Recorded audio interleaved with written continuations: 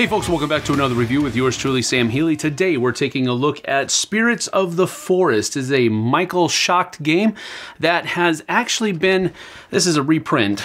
This game actually originally came out in 2001 under the name Kardinal König. And then it got re-implemented as Richelieu. A few years after that as a two-player game. Originally it was a 3 to 5 player game, and then it came back as a 2-player game. And now Spirits of the Forest is being produced now, and it is a 1 to 4 player game. So they've kind of gone back to its original roots, spruced up the look of it. This is by far the best looking version of this game that has come out as of yet. So let's go ahead and get down to the table. I'll show you how it works, and then we'll come back with some final thoughts after that.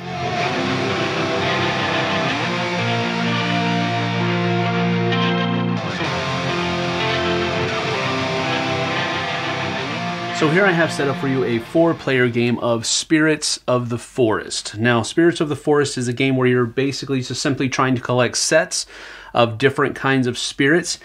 These tiles, you're going to be collecting them, and they have different symbols on them, and whoever has the most of that symbol will score points at the end of the game for how many of that symbol they have. So you're looking for the majority of sets, but you also have to be careful because for each kind of spirit symbol that you don't have in your collection, you're going to get -3 points. And that also goes for the power symbols that are also in the game as well. There are 3 power symbols. There are sun, fire, and moon. And then there are 9 spirit symbols, and I'm not going to go over all their names because I can't remember them first of all, but they are denoted by these symbols up here. Then you also have these favor tokens that are placed out in this fashion every single game. And they have different things on them. For example, they have, some of them are power symbols like this. Some of them are more spirit symbols. And then they also have this +1 here, which allows you to gain one of your gems back if you've used them throughout the course of the game. Now, what these will do is they will give you an additional point for scoring at the end of the game, but they don't keep you from losing points. So if this is the only sun power symbol that you have at the end of the game, it's not going to keep you from losing 3 points. But if you have the most power symbols of the sun, then it will add to the number of points that you score for that set. So that's the favor tokens. On your turn, you're going to be simply collecting tiles from the board. Now, the caveat being is that you can only go from the outside of the rows. You can never pick from the middle of a row. So, for example, you can choose one tile that has 2 spirit tokens or 2 spirit symbols on it like this. For example, I could take this 8 down here, and that would be the only one I could take because it has 2. Or I can take 2 tiles that only have 1 spirit symbol on them, disregarding the power symbols that are on some of these tiles. So I could take, on my turn, I could take this one, which has 2 spirit symbols, or I could take any of these 2 of any of these other ones that only have 1. So, and really that just determines by what set you're trying to go after. These numbers here denote how many spirit symbols are in that set. So there are 8 of these, I believe, leaf spirit critters, whatever you want to call them. Whereas there are only 6 of these symbols on the board. There are 10 of the web spider symbols. And so you get the idea. So maybe on my turn I want to take this one here. I will place that in front of me. And then I also want to take this one here. And I'll place that in front of me as well, just like that. And then it's somebody else's turn. Now, one thing of note here is this. I could have, for example, if this were back here like this, I could have gone 2 in because I will take this one, and then this one is on the end of the row. I could take this one as well. So that is another way that you can take tiles on your turn. Now, after you have taken tiles on your turn, you also have the ability to place one of your gems on the table anywhere that you'd like to. And what that is basically doing is you are, in essence, trying to reserve that, like maybe I want to get that one. So I will place my gem here, and I'm trying to reserve that for me only to be able to take on a future turn. Now, the difference is that on somebody else's turn, for example, if purple wanted to, they could take this one right here, put it in front of them, and now this one becomes available, which means that they can discard one of their gems on their turn back into the box, which makes me remove mine. It comes back to me, and then they can take this one and put it in front of them as well. So, in essence, what you're trying to do with these gems is reserve these different tiles, but it may not work out for you as long as other people have gems still left at their disposal. It comes back to yellow's turn, and yellow is going to take, well, orange rather, is going to take that 8, and then going to take this 7 as well. Whenever you take a tile that has a favor token on it, you're able to reveal it to yourself only and keep it hidden, as you don't want other people to know exactly what it is, but you can examine that and then continue going. And then blue's turn over here, let's say that they're going to take this 10, and then they are also going to take this 8 over here, and then maybe they want to make sure that they get this 10, so they will try to reserve that one right there.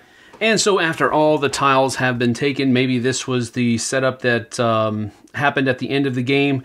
This player down here predominantly got, it seems like the favor tokens. We'll see if they actually help. Now, scoring is slightly convoluted, not really, but it would basically go something like this. You would just compare each of the different kinds of spirits and their tokens, and whoever has the most gets the points for them. So down here, this player would get 1, 2, 3, 4 points for that token. These players would get nothing. Whereas this player here would actually get -3 points because they didn't get that spirit symbol in their tableau. We go over here to the 6s, and you see that this person has the most, so they would get 3 points. These people would get nothing. Here, the most here is pretty spread out, actually, but these two people are tied for the most spirit symbols. Actually, he is also tied for the most spirit symbols down there, so they would each get points for their spirit symbols, this player not getting anything. This one right here, this person would get 4 points for their spirit symbols. Everybody else would get nothing. This one down here, this person would get 4 points for having their spirit symbols. This one down here is also this player getting 4, and everybody else getting nothing. This one, we have 1, 2, 3, 4, 5. And so this player definitely gets those 5 points, everybody else getting nothing.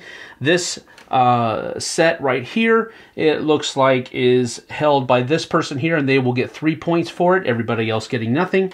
And then this set right here, looks like there is a tie, 4 here and 4 here, so both of those players would get 4 points each, these two players getting nothing.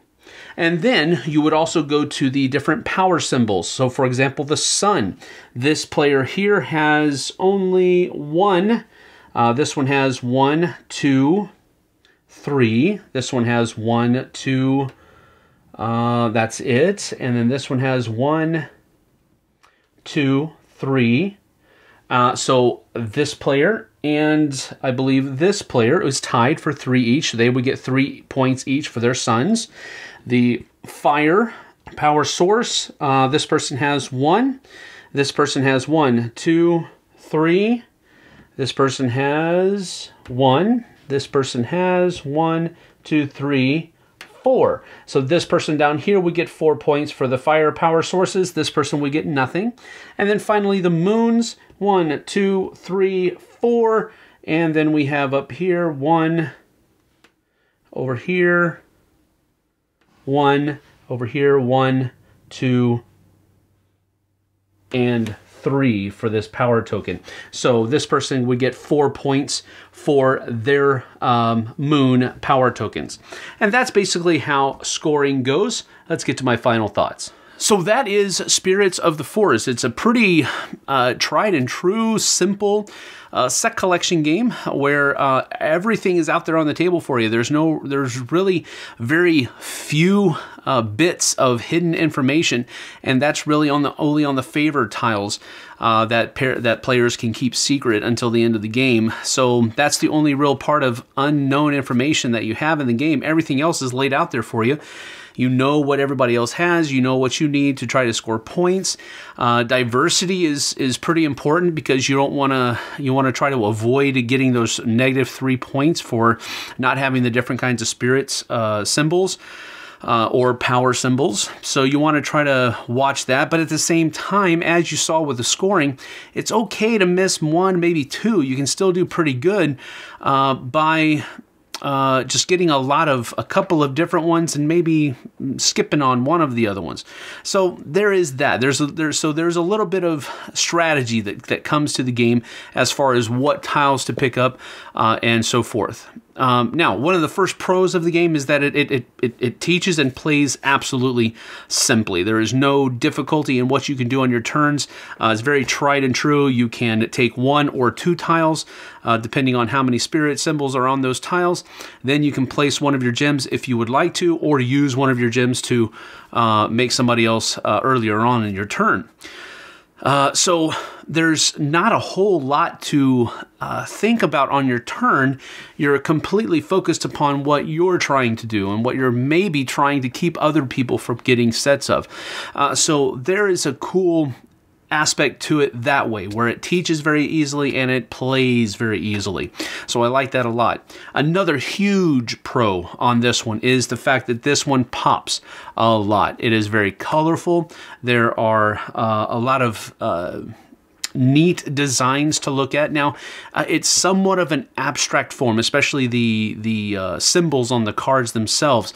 There isn't a whole lot of color to them, but as a whole, the game as a whole is very colorful, and I like that.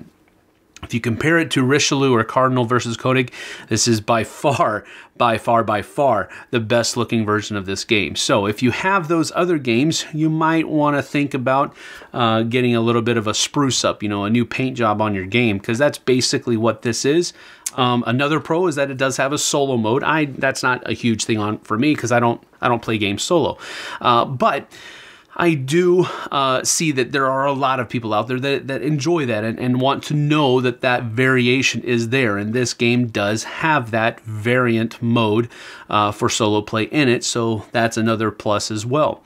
Cons of the game is that, well, it's already been released twice already. This is the second rehashing or re-implementing of this game, so I don't know how well it's going to do because it's already been out there for quite some time. This game is almost 16 years old at this point, and so that might be a con, that might be a pro. I don't really know. From my end of things, it's slightly on the con level because it's already been out there. The market's probably already saturated. However, it could be old enough to where people don't know about this game. They don't know that it existed before, and now this one is a brand spanking new version of it, and it looks really great. The graphic design is tremendously well done.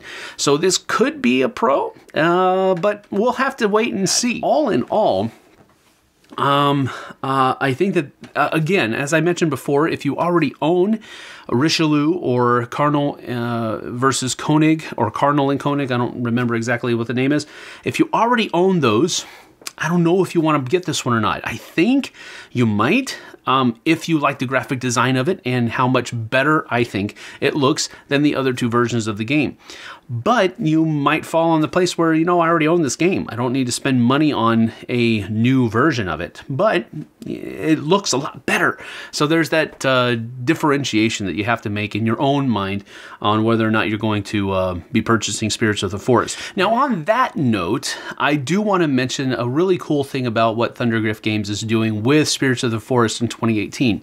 They have actually partnered with a group called Trees for the Future, and every single copy of Spirits of the Forest that sells in the year 2018, they're going to have Trees for the Future plant a tree. So I think that's a really cool thing that goes along with the theme of this game, a very nature-centric theme, and I like the fact that they are partnering with an ecological group to give back to nature, so to speak. So all in all, I'm going to give this 1.5 thumbs up, and the reason it's 1.5 is because it's really a little bit too light for me. I do like the set collection aspect of it, but it's a little bit too light for me, but I did enjoy it, so I'm going to give it a 6 out of 10.